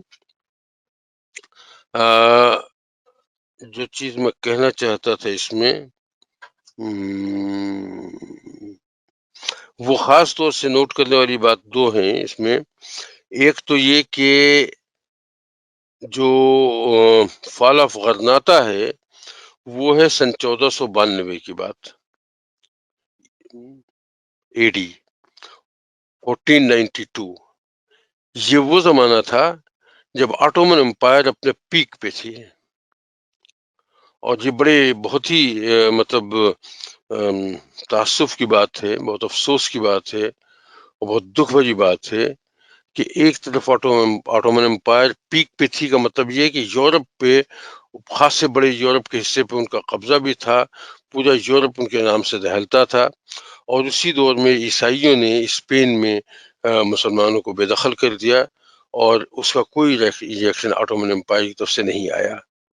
اب اس کی وجوہات ہوں گی، جسٹیفیکیشن ہر چیز کی نکل آتی ہے، وہ ایک الگ بات ہے، لیکن اگر آپ اوور آل دیکھیں اوپر سے تو ایک صورت تو یہ ہوئی۔ اور صرف اتنا ہی نہیں بلکہ یہ پیریڈ تھوڑا سا حالانکہ میں سن دہراتا رہتا ہوں اکثر بیشتر، ہو سکتا ہے اس کا ذکر پہلے بھی ہو چکا ہو، لیکن میں پھر مطلب اس کو دہرانا چاہوں گا کہ 1492 یہ ہے فال آف غرناطہ کا، اور 1517 یعنی تقریباً کوئی 25 سال بعد یہ وہ سال ہے جب آٹومن امپائر جو ہے وہ آٹومن خلافہ میں تبدیل ہوئی ہے، یعنی وہاں 1517 میں اس کو مطلب خلافت ڈکلیئر کی گئی، اس سے پہلے وہ صرف امیر کہلاتے تھے وہاں کے لوگ، اور امارت کہلاتی تھی 1517۔ اور 1526 وہ سن ہے جب بابر نے ہندوستان پہ قبضہ کیا تھا، بابر کا حملہ ہوا تھا۔ تو یہ پیریڈ پوری دنیا میں مسلمانوں کے عروج کا پیریڈ تھا، میں کہنا چاہتا ہوں پوری دنیا میں مسلمانوں کو عروج کا پیریڈ تھا۔ اس دوران مسلمان اسپین سے ذلیل و خوار ہو کے نکال دیے گئے، اور عجیب بات ہے کہ اس وقت کوئی ریئیکشن اس کا نہیں ہوا دنیا پہ، اسلامی دنیا پہ۔ اچھا، اور پھر بات اگر صرف اتنی سی ہوتی کہ بھئی جنگ میں ایک طاقت ہار گئی ایک جیت گئی، جو مطلب عام طور پہ جنگ کے نتائج ایسے ہی ہوتے ہیں، تو اس میں بھی شاید کوئی بہت بڑی پریشانی کی بات نہ ہوتی، یعنی پریشانی کی بات ہوتی اس اعتبار سے کہ بظاہر ہے آپ کی حکمرانی آپ ختم ہو گئی مسلمانوں کی، لیکن انیشل پروسیس ایسا ہو جاتا ہے۔ اصل میں ہوا یہ ہے کہ اسپین سے جب مسلمانوں کی حکومت ختم ہوئی تو اس کے بعد خاص طور سے غرناطہ کی بات جب میں کر رہا ہوں تو باقاعدہ یہ لوگ معاہدے کے تحت نکلے تھے، لیکن اس معاہدے کی کوئی پابندی نہیں کی گئی، اسپین سے مسلمانوں کو چن چن کے قتل کر دیا گیا، زبردستی کنورٹ کروا لیا گیا کرسچینٹی پہ، غرق کر دیا گیا، اور ایسا کر دیا گیا کہ مسلمان کوئی باقی نہیں بچا وہاں پہ۔ یعنی ایک سٹیج پہ ایک بڑی مہربانی یہ کی کہ کافی لوگ جو ہیں ان کو افریقہ بھیج دیا گیا جہاز میں کہ بھئی آپ لوگ یہاں سے نکل جائیں اور اپنا جو مال و دولت ساتھ لے جا سکیں وہ ساتھ لے جائیں۔ تو ان لوگوں نے جو سب سے زیادہ اہم مال و دولت سمجھا اپنے لیے وہ کتابیں سمجھی جو ان کے پاس تھیں، تو پورا جہاز کتابوں سے بھر کے وہ افریقہ کے لیے روانہ ہوئے، اور وہ جہاز ڈوب گیا. وہ جہاز جو ہے وہ ڈوب گیا، سارا علمی ذخیرہ جو ہے وہ ضائع ہو گیا. لوگ تو خیر ساتھ میں گئے ہی گئے. علمی ذخیرہ ضائع ہونے، دیکھیے ایسا ہے کہ کچھ آدمیوں کا مر جانا کوئی ایسی عجیب بات نہیں ہوتی، لیکن کتابوں کو مر جانا جو ہے وہ پوری نسلیں اس کی وجہ سے تباہ ہو جاتی ہیں. ہمیں اسلامی تاریخ میں 2 مواقع ایسے ہوئے ہیں، خاص طور سے بغداد میں ہلاکو کا زمانہ، جس نے مطلب یہ کہ بغداد کی میں ساری لائبریریوں کو تباہ کر کے اور لائبریریاں کتابیں دریابد کر دی گئی تھیں. یہاں تک جملہ مشہور ہے اور صحیح ہے کہ دجلہ کا پانی جو ہے وہ سیاہ ہو گیا تھا ان کتابوں کی روشنائی سے. بالکل یہی صورت جو یہاں پیش آئی ہے کہ جو علم کا ذخیرہ تھا وہ سارا کا سارا سمندر میں غرق ہو گیا. اور یہ خیال رہے کہ اس وقت کوئی چھاپا خانہ تو تھا نہیں کہ مطلب ایک ایک کتاب کی 50 جلدیں موجود ہوں. عام طور پہ قلمی نسخے ہوتے تھے کتابوں کی، ایک کاپی ہوتی تھی. وہ ضائع ہو گیا تو ضائع ہو گیا. وہ کتاب دوبارہ تو اس کا ملنا کہیں آرکائیوز میں کہیں مل گئی ہو تو کچھ ملی بھی ہیں، ایسا نہیں کہ سب نہیں ملی، بالکل نہیں ملی، لیکن بہرحال زیادہ تر ذخیرہ جو ہے ضائع ہوا. اور مسلمانوں کو اس طرح سے وہاں ختم کیا گیا کہ اس کے بعد ایک بھی مسلمان پورے اندلس میں، یعنی ایک ایسا علاقہ جہاں 800 سال تک آپ نے حکمرانی کی ہو، سن 712 عیسوی سے لے کے سن 1492 تک 780 سال بنتے ہیں عیسوی سال. اگر اسے ہجری سال میں کنورٹ کر دیں تو یہ 806 سال بنتے ہیں. تو یہ 800 سال تک جس علاقے پہ مسلمانوں کی حکومت رہی ہو، ایسے مسلمانوں کی جو علم دوست بھی رہے ہوں، وہاں سے اور وہاں بے تحاشا مطلب غیر مسلم جو ہیں وہ بھی مسلمان ہو گئے ہوں، وہاں سے آپ کو اس طرح سے صاف کیا گیا ہے کہ ایک مسلمان بھی وہاں نظر نہیں آتا تھا. مسلمان رہ ہی نہیں سکتا تھا وہاں. وہ یا تو مر دیا جائے گا اور یا پھر اسے کنورٹ کر دیا جائے گا. یعنی اس بات کا بھی امکان بہت کم رکھا گیا تھا کہ وہ وہاں سے بھاگ سکیں. تو یہ بہرحال اللہ تعالیٰ نے مطلب جو دلوں میں بغض اور جو بخل ہے یا ہوس اقتدار ہے اس کی وجہ سے مطلب یہ کہ یہ صورتحال پیدا کی. اللہ تعالیٰ ہم سب کے گناہ معاف کرے اور ہمیں توفیق دے کہ ہم اس معاملے سے کوئی سبق حاصل کر سکیں. مجھے خاص طور سے ایسی صورتحال جو ہے، خدا نہ کرے کہ ایسا ہو، لیکن ہندوستان میں ایسی صورتحال پیدا ہونے کے امکان پیدا ہو رہے ہیں. اللہ تعالیٰ محفوظ رکھے. ایسا انشاءاللہ نہیں ہوگا، لیکن بہرحال کوششیں اسی انداز سے کی جا رہی ہیں. تو میں مطلب یہ کہ اگر وحید بھائی تھوڑا سا وقت دے سکیں تو بہت اچھا. وحید بھائی آپ ہیں لائن پہ؟ رشید صاحب جی میں ہوں. جی میں یہ کہا تھا کہ اگر تھوڑا سا مطلب قرطبہ کے بارے میں کچھ گفتگو کر سکیں 5-7 منٹ کی. غرناطہ کے بارے میں کہ قرطبہ کے بارے میں؟ ہاں صاحب، یہ غرناطہ کے بارے میں. جی میں اپنی یادداشت سے کچھ کہہ سکوں گا. اگر آپ نے مجھے صبح بتا دیا ہوتا کہ مجھے کچھ نہیں، مجھے خود ابھی خیال آیا کہ آپ اس میں مجھ سے کہیں زیادہ بہتر گفتگو کر سکیں گے بغیر تیاری کے. حقیقت یہ ہے کہ واقعی یہ عجوبہ ہے، اور جس کو بھی موقع ملے اللہ کرے کہ جلدی یہ سلسلہ نارمل پر آ جائے اور سفر کرنے کی سہولتیں جو ہیں. میں 2016 میں گیا تھا اور 8 دن کا اندلس کا اسٹے تھا میرا. پھر 3 دن میڈرڈ میں رہے تو اور اس کے بعد پھر مراکش 1 ہفتے کے لیے. تو اچھا خاصا 16-17 دن کا ٹور تھا. غرناطہ جو ہے وہ واقعی غیر معمولی جگہ ہے. اس میں کسی شبہ کی گنجائش نہیں. ایک مرتبہ جا کے دیکھیں آپ اس کو.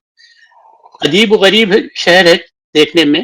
ہم جس ہوٹل میں ٹھہرے تھے وہ اتفاق سے الحمرا پیلس کے بالکل برابر میں تھا، اونچائی پہ تھا. اس کا جو بیک ہے اس شہر کی، جب جس نے بھی اس کو قائم کیا بڑی ہوشیاری سے، بڑی عقل مندی سے قائم کیا کہ اس کے بیک کے اوپر اونچے پہاڑ ہیں. پہاڑی سلسلہ کافی اوپر تک، کافی پیچھے تک جا رہا ہے، اور دائیں طرف اور بائیں طرف بھی پہاڑ ہیں لیکن چھوٹے ہیں، وہ نیچے ہیں، ان کے بیچ درے ہیں، ان میں سے آ جا سکتے ہیں. سامنے جو ہے وہ میدان ہے. یعنی اس پیلس کے سلسلے میں اس کی پیچھے کی طرف پہاڑ ہیں اور اوپر سے کافی پیچھے سے ایک دریا وہاں سے ریور جو ہے وہ بہ رہا ہے، لیکن وہ کافی نشیب میں ہے، یعنی کہیں بھی اس کو ایسا نہیں ہے کہ جیسے پہاڑوں میں ہوتے ہیں بعض دریا جن کو ڈیپ، جن کو بہت زیادہ نیچے ہوتے ہیں اور وہ نیچے نیچے بہ رہے ہوتے ہیں، سارا پانی اس کے اندر آتا ہے، لیکن بڑی تیز رفتار ہوتے ہیں وہ. تو اس وقت یعنی آج سے کتنے 900 سال پہلے کی بات ہے یہ، اس وقت انہوں نے انجینئرنگ کا کمال یہ تھا کہ انہوں نے ایک ڈیم بنایا، ڈیم کی صورت کی کوئی چیز بنائی. میں دیکھیے میرا اسکرین جو ہے وہ نکل گیا یہاں سے، میں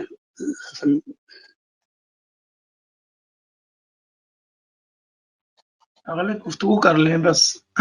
جی میں یہی کوشش کر رہا ہوں. جی تو یہ انہوں نے کیا کیا کہ پہلا کام پیلس بنانے کے ساتھ ساتھ انہوں نے یہ کام کیا کہ اوپر مختلف ڈیمز بنائے. اب اس وقت وہ ساری چیزیں تو نہیں تھی جو آج ہیں، لیکن انہوں نے جگہ جگہ اوپر اونچائی کے اوپر پانی روک کے اور اس کی اپنی پریشر سے اس کو واپس ڈائریکشن چینج کر کے لے گئے، اور اس طریقے سے ایک چھوٹا سا ریزروائر بنانے میں، بلکہ کئی چھوٹے چھوٹے ریزروائر بنانے میں کامیاب ہو گئے. اور وہاں سے وہ پانی جو ہے وہ ابھی بھی وہاں پر ابھی بھی وہ سسٹم وہی پرانا 800 سال پرانا پانی کا سسٹم آج بھی کام کر رہا ہے. اور اس کو یہ لوگ سلطانز کینال سسٹم کہتے ہیں. باقاعدہ اس کی دیکھ بھال ہوتی ہے، محکمہ ہے جو اس کو دیکھتا ہے. اس میں کوئی تبدیلی ایسی نہیں کی گئی ہے کہ پرانی چیزوں کو نئی موٹرائز کر دیا ہوگا میرے خیال میں، لیکن پانی جو پیلس کے اندر بہتا ہے اس سے تو نہیں لگتا کہ کوئی چیز موٹرائز ہے، وہ ویسے ہی نارملی جیسے ہوتا ہے، سوائے اس کے کہ فوارے اس طرح سے پانی نیچے سے اوپر پہنچایا گیا ہے. اس طریقے سے یعنی کافی پیچھے، کوئی 50 کلومیٹر پیچھے جہاں پر یہ پیلس ہے اس سے پہلے پہاڑ کے بیچ پہ، وہاں سے انہوں نے متعدد ڈیم بنا کے پانی کو اوپر وہ لے آئے ہیں اور اس کے اپنے پریشر سے لائے ہیں، اس لیے کہ اس وقت موٹر نہیں تھے. سمجھ رہے ہیں میری بات؟ آئی ہوپ کہ میں کنوے کر پا رہا ہوں آپ کی بات. نہیں اب سمجھ میں آ جائے بات، ٹھیک ہے. اچھا، تو اس پورے سسٹم کو سلطانز کینال سسٹم کہتے ہیں. تو میرے کہنے کا مطلب یہ تھا کہ آج بھی، اچھا یہ تو باہر کی بات ہوئی، لیکن جو پیلس بنایا ہے، میں اس وقت تصویریں اس کی شیئر نہیں کر سکتا، اگر کبھی موقع ہوگا تو تصویریں بھی شیئر کروں گا کہ ایک ایک جو اس کے اندر جو ٹائل لگا ہوا ہے وہ دیکھنے کے قابل ہے. اس میں ریسرچ پیپر میں نے ایک پڑھا تھا کہیں کہ ایک ایک پتھر جو لگا ہے وہاں، ایک ایک ٹائل جو لگا ہوا ہے وہ میتھمیٹیکلی ٹریگنومیٹرک کے فارمولے کے تحت کمپیوٹ کر کے اس کو لگایا گیا. یعنی there is a ratio proportion between H tile, اور کارنرز پہ جو آ رہے ہیں ان کی کیا سائز ہوگی، سائز میں جو آ رہے ہیں، سائڈ میں جو آ رہے ہیں ان کی کیا سائز ہوگی، جو دروازے اور جو محراب بنائے ہیں تو وہ ساری کی ساری کیلکولیٹ کر کے آج بھی ایک پرٹیکولر فارمولا ہے وہ. اور اس کے تحت جب بھی آپ دیکھیں گے یہ 13 سینچری کی جو ٹریگنومیٹری ہے، it was so much advance کہ ہم تصور نہیں کر سکتے اس کا. یہ بلڈنگ جو ہے یہ اس کا ثبوت ہے. یہ تو ایک بات ہوئی. دوسری بات یہ کہ شہر جس انداز سے تعمیر کیا ہے انہوں نے، اس کے ساتھ پیلس کا علاقہ ایک ہے، ایک دن 2 دن کم از کم چاہیے اس کو دیکھنے کے لیے. جب بھی جائیں تو ایلوکیٹ کرے، پہلے سے اس کو ریزرو کرنا پڑتا ہے. سٹی جو ہے جیسے میں نے عرض کیا کہ پہاڑی علاقہ ہے، تو پیلس جو ہے وہ کافی بلندی کے اوپر ہے. اس کے برابر سے ہی وہ ریور جا رہا ہے جو مجھے نظر نہیں آیا، اتنا زیادہ ڈیپ ہے کہ میں دیکھ نہیں سکا اس کو. لیکن اس کی دوسری جانب یعنی اس ریور کی دوسری جانب پھر ایک پہاڑی ٹیلا ہے. وہاں سے اگر آپ پیلس کا نظارہ کریں تو واہ، تصویریں عام طور پہ جو آپ دیکھتے ہیں پیلس کی وہ اس ٹیلے سے، اور وہ جو ٹیلا ہے وہاں جو آبادی ہے وہ بیسیکلی اہل علم لوگوں کی آبادی تھی، اور وہ آج بھی ویسی ہی قائم ہے. اور جو سٹی سینٹر ہے وہ نیچے ہے، اس کے لیے نیچے جانا پڑتا ہے. وہاں پہ جا کے آپ کو ریور نظر آ سکتا ہے، بس تو وہ بھی پتلا سا بالکل ریور جا رہا ہے وہاں سے. لیکن دیکھنے کی چیز جو ہے وہ واقعی وہ عمارت ہے. اس کے اندر جو اسٹرکچر ہیں، جو ٹائلز لگائے ہیں انہوں نے، جس طریقے سے فاؤنٹینز ان کے آج بھی چل رہے ہیں. اور دوسری جانب کا جو اسٹرکچر ہے جہاں پر اہل علم رہتے تھے وہاں پہ مساجد ہیں. ایک مسجد وہاں ابھی بھی کھلی ہوئی ہے. جو مین جامع مسجد تھی اس کو انہوں نے کیتھیڈرل میں چینج کر دیا ہے. انہوں نے ٹائلز کوئی چینج نہیں کیے ہیں، بلکہ اس کو ابھی بھی اسی جو نئی تعمیر ہو رہی ہے اس میں بھی اسی طرز کے ٹائلز لگائی جا رہی ہیں، اور اس پر وہ کلمہ لکھا ہے جیسے آپ کے علم میں ہوگا کہ لا غالب اللہ باللہ اللہ، وہ جو ایک سینٹینس ہے وہ ہر ٹائل کے اوپر وہ لکھا ہوا ہے. آپ کو تصویروں میں نہیں نظر آئے گا جب تک کہ آپ اس کو کافی انلارج کریں اور وہاں جائیں، اس کو دیکھیں، تو وہ دیکھنے کا سما ہوتا ہے کہ ایک لفظ عربی میں ایک جملہ ہے کہ اللہ کے سوا کوئی غالب نہیں آ سکتا، غالب نہیں ہو سکتا، وہ ہر ٹائل کے اوپر لکھا ہوا ہے، ہر جگہ لکھا ہوا ہے، پورے شہر میں لکھا ہوا ہے. مجھے جو یعنی عام طور پہ تو بہت افسوس ہوتا ہے مسجد قرطبہ جا کے اور غرناطہ جا کے کہ یہاں پہ ایک زمانے میں یہ ہماری اسلامی شکوہ کی مثال تھی یہ. اب سارے وہاں پہ مسجدیں نہیں ہیں، سب چیزیں ختم ہو گئی، لیکن مجھے جو چیز زیادہ وہاں پہ نظر آئی کہ ان کی تبدیلی کے باوجود، وہ ساری کوشش کرنے کے باوجود ابھی بھی آپ جائیں مختلف جگہ پر اور ذرا سی اگر اس پر غور کریں تو وہ سارے عربی نام آپ کو آج بھی ملیں گے. وہ لکھتے ہیں اب اس کو اسپینش میں، اور اسپینش چونکہ انگلش سے مختلف ہوتی ہے، اس کے الفابیٹس کی پروننسیشن مختلف ہوتی ہے. ذرا سا اگر اس پر غور کریں آپ کو تو آپ کو اگر عربی میں آپ اس کو پڑھنا چاہیں، جیسے لیٹن میں ہم انگلش پڑھتے ہیں یا اردو پڑھتے ہیں لیٹن میں، اگر آپ اسپینش میں عربی کا تصور کر کے پڑھیں تو آپ کو پورے اس کے اندر جملے بھی نظر آ جائیں گے، ورڈز بھی نظر آ جائیں گے، اور ایسے معروف ورڈ نظر آئیں گے کہ طبیعت خوش ہو جاتی ہے. ایسے آپ کی سمجھ میں نہیں آئے گا. تو مجھے یہ دیکھ کے بہت خوشی ہوئی تھی کہ یہ لوگ سب کچھ کر چکے، لیکن تاریخ جو ہے وہ اپنی جگہ پر قائم ہے، اور لوگوں کو اس پر اسٹڈی کرنا چاہیے، جا کے اس کو دیکھنا چاہیے. میں اور کیا عرض کروں اس کے علاوہ. جزاک اللہ خیر جناب. مجھے تو جی جزاک اللہ مجھے خیر وحید بھائی. میں خاص بات اس میں جو عرض کر رہا تھا کہ اس مطالعے میں یہ نظر آیا مجھے کہ جو قصر زہرا تھا قرطبہ کے پاس، اس کے بارے میں کہا جاتا ہے کہ وہ اس سے کہیں بہتر عمارت تھی. جی میں وہاں بھی گیا تھا، لیکن وہ تو بالکل سے کھنڈر ہو چکا ہے، وہ اس کا کھنڈر کچھ کام، ہاں وہ کھنڈر ہو چکا ہے. میں 2-3 گھنٹے ہم نے اس پہ لگائے تھے وہاں پر. وہاں کی جو خاص بات تھی وہ انفیکٹ قرطبہ جو ہے، کورڈوبا جس کو کہتے ہیں، وہ تو عبد الرحمن الداخل کا شہر ہے. جی جی وہ جی اس کو کہتے ہیں کہ اس کو اپنی یعنی مڈل ایسٹرن چیزوں میں اس کو کھجور کے درخت اتنے زیادہ پسند تھے کہ اس کو خواب میں نظر آتے تھے. اپنے باغات وہاں کے دمشق کے اور دمشق کے اطراف کے جو باغات تھے کھجور کے، وہ اس پہ اتنے زیادہ اس کو پسند تھے کہ ان کو خواب میں نظر آتے تھے. اور اس نے پہلی کوشش میں وہاں سے جو چیزیں منگوائیں فرام اکراس میڈیٹرینین، وہ کھجور کے درخت تھے. اور مدینۃ الزہرا میں آج بھی وہ کھجور کے درخت باقی ہیں. انہوں نے اس کو ابھی بھی رکھے ہوئے ہیں، یا اس کو بعد میں نئے لا کے لگائے ہوں، لیکن وہاں کا جو اوریجنل باغ ہے وہاں پہ کھجور کے درخت آج بھی آپ کو نظر آئیں گے. اور اس میں تو یہ لکھا ہے کہ جو مسجد قرطبہ کے اندر جو اس نے جو بنائے ہیں وہ نقش و نگار محرابوں میں، اس میں اگر آپ دیکھیں تو دو محرابیں ہیں، اور 2 محرابیں اس وجہ سے بنائی گئی کہ اس میں سے اس کو کھجور کے درختوں جیسا لگتا تھا کہ جب ایک پلر آ رہا ہے اور اس کے دونوں طرف 2 شاخیں جا رہی ہیں، تو وہ یہ تصور کر کے بیٹھتا تھا کہ میں تو اپنے باغ میں بیٹھا ہوا ہوں. ماشاء اللہ ماشاء اللہ. تو انہوں نے وہ مسجد قرطبہ کو انہوں نے کیتھیڈرل بنا دیا ہے، لیکن وہ حصہ جو ہے ہمیں نماز نہیں پڑھنے دیا انہوں نے، لیکن اندر جانے دیا. ہم نے تصویریں کھینچی وہاں کی، تو اس پر پابندی نہیں ہے. بس 2 آدمی ہمارے پیچھے آ رہے تھے کہ یہ کہیں ٹوپی پہن کے فوراً نماز نہ پڑھنے لگے، تو نوبت نہیں آئی. جب اگر میں غلطی نہیں کر رہا ہوں تو علامہ اقبال نے نظم بھی کہی ہے کھجور کا پہلا درخت جو عبدالرحمن نے لگایا تھا اس کے حوالے سے. جی بالکل میرے سامنے اس وقت نہیں ہے، ورنہ میں بتا دیتا. اور علامہ اقبال نے مسجد قرطبہ میں نماز بھی پڑھی تھی، ان کے لیے خاص طور پہ کھوئی گئی تھی اور انہیں وہاں جا کے نماز پڑھی تھی. ہاں ہو سکتا ہے، بالکل صحیح کہہ رہے ہیں آپ. اذان بھی خود ہی دی تھی، نماز بھی خود ہی پڑھی. ہمیں تو خاص طور سے انٹر ہوتے وقت کہہ دیا گیا تھا کہ آپ یہاں نماز نہیں پڑھیں گے، اور ٹوپی جو ہے وہ اتار لیجیے. ٹوپی کا تو مجھے پتا بھی تھا تھوڑا بہت کہ ان کے کیتھیڈرلز میں یہ ٹوپی الاؤ نہیں کرتے، ان کا طریقہ یہی ہے. چلیے جزاک اللہ وحید بھائی، بہت بہت بہت بہت عمدہ گفتگو ہو گئی، اور مجھے یہ اندازہ تھا کہ ظاہر ہے اس معاملے میں آپ مجھ سے کہیں بہتر بیان کر سکتے ہیں، اس لیے کہ شکریہ انکل صاحب۔ ایک بات ہوتی ہے آنکھوں دیکھی اور ایک کانوں سنی. میرے ذریعے تو کانوں سنی بھی نہیں تھی، مطلب میں نے تو صرف کتاب میں دیکھا ہے، لیکن آپ اسے براہ راست دیکھ کے آئے تو مگر اس تجربے کو آپ بہتر بیان کر سکیں گے. جزاک اللہ خیر.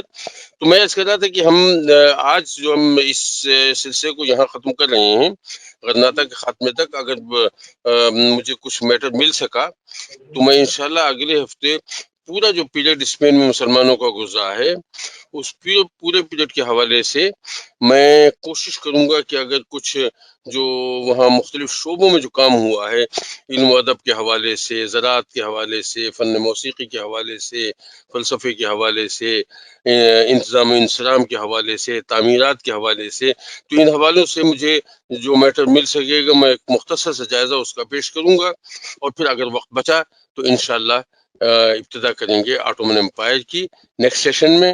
ہو سکتا ہے آٹومن امپائر ہمیں پوسٹ پون کرنی پڑے دا سیشن لیٹر، لیکن بہرحال اگر گنجائش ہوئی تو شروع کر دیں گے. اگر آپ چاہتے ہیں کہ ہماری ویڈیو بر وقت آپ تک پہنچ جائیں تو ہمارے چینل کو سبسکرائب کر کے بیل آئیکن کے بٹن کو دبا دیں اور ہمیں لائک اور شیئر بھی کر لیں. Thank you.